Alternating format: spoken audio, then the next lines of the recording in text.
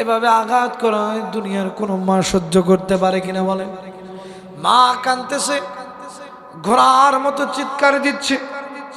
কেন যেন হঠাৎ করে দাসী আসিতে হেসে উঠলেন।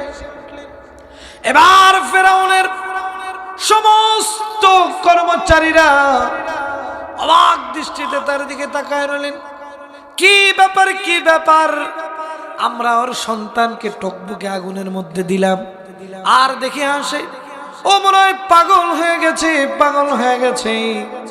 এবার হাসা দেখে ফেরাউন রাগান্বিত হয়ে গেলেন। এবার ডাক দিয়ে বললেন, ওর দ্বিতীয় সন্তানটাকেও আগুনে নিক্ষেপ করে দাও। এবার দ্বিতীয় সন্তানটাকে নিয়ে যাওয়া হলো। মাকে বারবার জিজ্ঞাসা করা হচ্ছে, তুমি ইসলাম ছাড়বা কিনা বলো। তুমি যদি ইসলাম না ছাড়ো তাহলে তোমার সন্তানকে ভিতরে নিক্ষেপ করা হবে। এবার সেই 6 বছরের সন্তান, আল্লাহ রাব্বুল আলামিন এই সন্তানের মধ্যে একটা ঈমানি তাজাল্লি ঢুকায় দিলেন। সেই সন্তান মাকে ডাক দিয়ে বলতেছে, ওগো মা, দুনিয়াতে তুমি একটু কষ্ট করো, আমাদের শোক একটু ভুলে থাকো গো মা। ও মা গো, তুমি যেটা টকবকে জ্বলন্ত আগুন দেখছো, ও গো মা, আমি তো সেইখানে জান্নাতের বিছানা দেখি গো মা। ও মা, তুমি কোনো চিন্তা করিও না গো মা, আমরা তোমার জন্য জান্নাতে অপেক্ষা করব। ও গো মা, তুমি কোনো চিন্তা করিও না। যখন বাচ্চারা এমন কথা শুনলেন, এমন কথা শুনিয়া এই যে দাসী মাসিতা আনন্দিত হলেন, উৎফুল্ল হলেন। তার মধ্যে কেমন যেন ইমানের জজবার একটু বেশি হলো। কথা বলেন ঠিক কিনা?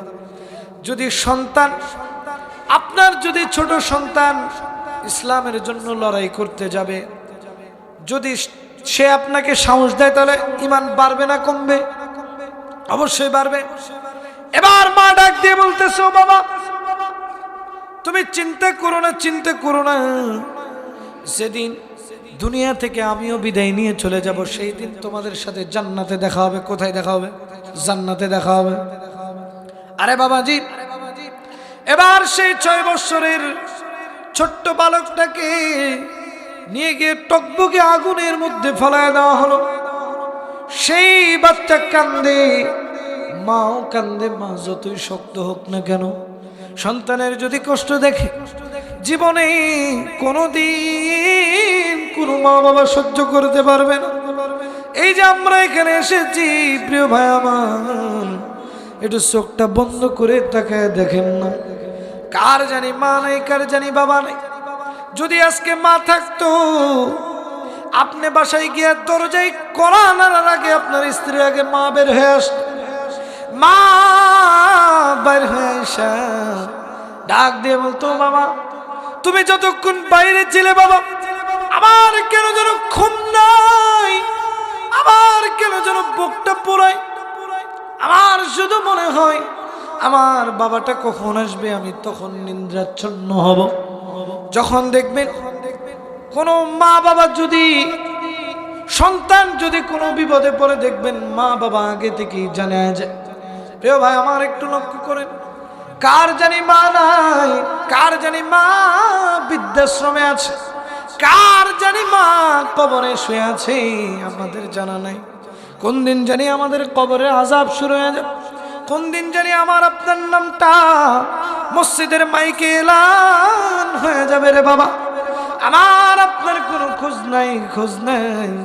আমি আপনি কোনো সময়ে চিন্তা করি না, কবরের আযাবের চিন্তা করি না, কোন দিন জানি মৃত্যু হয়ে যাবে।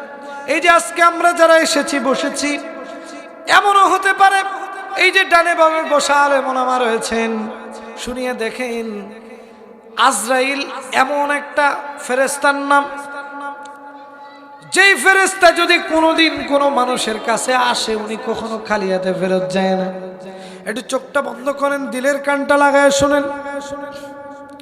কোন দিন জানি আপনার নামটা এই যে মসজিদের উদ্যোগে যেহেতু মাহফিল মসজিদের মাইকে এলান হয়ে যাবে, কাফুরা গ্রামের সর্বোচ্চ টাকাওয়ালা মানুষরা আজকে দুনিয়া থেকে বিদায় নিয়ে চলে গেছে। দেখবেন দৌড়াদৌড়ি শুরু হয়ে গেছে, আপনার প্রাণের স্ত্রী কেন জানি বিলাপ করে কান্দে, আপনার প্রাণের সন্তান কেন যেন বাবা বাবা করে গড়াগড়ি করতে থাকবে। আপনাকে আর নাম বলে ডাকা হবে না, আপনার নাম হয়ে যাবে লাশ। আপনার হতে পারে 100 কোটি টাকা, তারপরে দেখবেন আপনার নাম হয়ে যাবে লাশ। আপনার পরিবারের সবচেয়ে যেটা আদরের সন্তান ছিল আপনার, এই সন্তানটা দেখবেন রাত্র যত গভীর হবে আপনাকে দূর দূর দূর বহু দূর তাড়িয়ে দিতে থাকবে। প্রিয় ভাই আমার, লক্ষ্য করে দেখবেন যেদিন আপনি মারা যাবেন, আপনি যেদিন মারা যাবেন সবচেয়ে আপনার কাছের লোকগুলো আপনাকে সুন্দর মতো চকলেটের মতো মোড়াইয়া দিয়া কবরের দিকে নিয়ে যাবে। সেই দিন কিন্তু কেউ আপনার দুশমন থাকবে না, সবাই আপনার বন্ধু হয়ে যাবে। যার সাথে 20 বছর কোনো কথা বলেন নাই, সেও যখন আপনার মৃত্যুর খবরখানা শুনবে দেখবেন দৌড়ে আসবে, আইসা বিলাপ করে করে কান্না শুরু করবে। বিলাপ করে করে কাঁদবে, আপনাকে কবরের দিকে নিয়ে যাওয়া হবে। আপনার রূহখানা আরশে মুআল্লায় চলে যাবে। আপনার বডিখানাকে কবরের মধ্যে রাখার জন্য প্রস্তুতি গ্রহণ করা হবে। আপনি দেখবেন আপনার বাড়ির পাশের কোনো একটা নিম গাছ থেকে গরম পানি করা হচ্ছে। 2-3 জন লোক গিয়ে কবর খোঁড়া শুরু করেছে। কবর তো এই দুনিয়ার মাটির একটা গর্তের নাম, তারপরেও কেন এই গর্ত এত ভয়ঙ্কর হবে জানেন নি জানেন? আমার নবীজি বলেছেন কবরের আযাব এত কঠিন হবে যে আযাবের কারণে সমস্ত সাহাবীরা কেঁদেছেন। আমার নবীজি মাঝে মাঝেই কান্না করতেন। একদিনের ঘটনায় হযরতে আবু বকর রাদিয়াল্লাহু তাআলা আনহু মসজিদে নববীর মধ্যে গিয়ে কান্দে। রাত্র গভীর, নবীজি ঘুম থেকে উঠলেন, উঠে লক্ষ্য করে দেখলেন কে যেন মসজিদে নববীর মধ্যে কান্দে।